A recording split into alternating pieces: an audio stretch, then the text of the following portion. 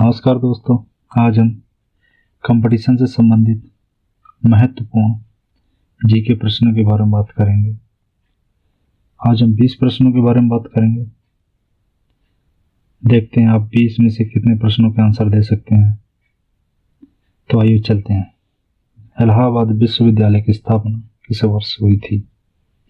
1880, 1857 या 1890 या फिर 1847? तो इसका आंसर है 1887। भारत का तीसरा सबसे श्रेष्ठ राष्ट्रीय पुरस्कार कौन सा है? भारत रत्न, पद्मश्री, परमवीर चक्र या फिर इनमें से कोई नहीं?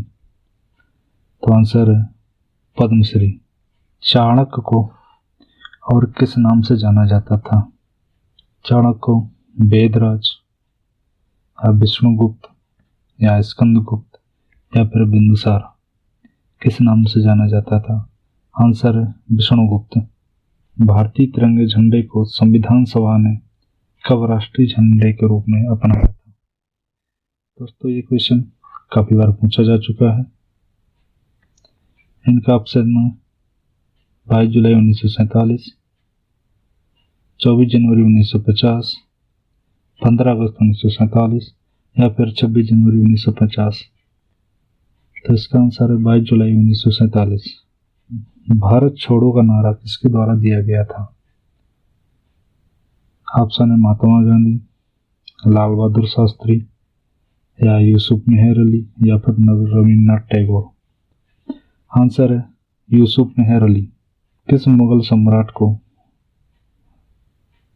राष्ट्रीय सम्राट कहा जाता है?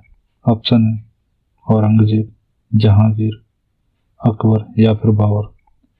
तो उत्तर है अकबर। भारत के संविधान को आत्मा किसको कहा जाता है? ये भी क्वेश्चन काफी जगह पूछा जा चुका है। ऑप्शन है मौलिक अधिकार, मूल कर्तव्य, प्रस्तावना या फिर संविधान संशोधन? इसका आंसर है प्रस्तावना।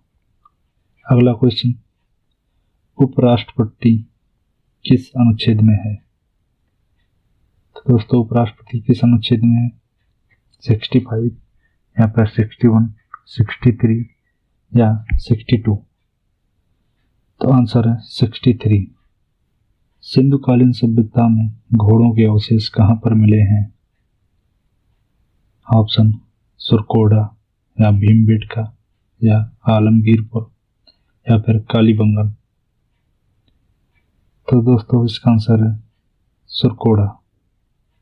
निम्न से किस नदी का उद्भव भारत में ही होता है और भारत में ही समाप्त हो जाता है?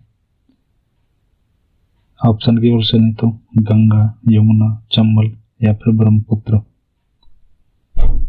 तो इसका उत्तर है चंबल। त्रिगोलार्ध में सबसे छोटा दिन कब होता है? ऑप्शन है 22 नवंबर, 22 दिसंबर, 21 दिसंबर या फिर 21 अगस्त? उत्तर है 22 दिसंबर। ये 21 दिसंबर से 23 दिसंबर के बीच में होता है। भारत में रेशम का सबसे अधिक उत्पादन करने वाला कौन सा राज्य है? ऑप्शन उत्तर प्रदेश, बिहार, कर्नाटक या आंध्र प्रदेश? इसका आंसर है कर्नाटक।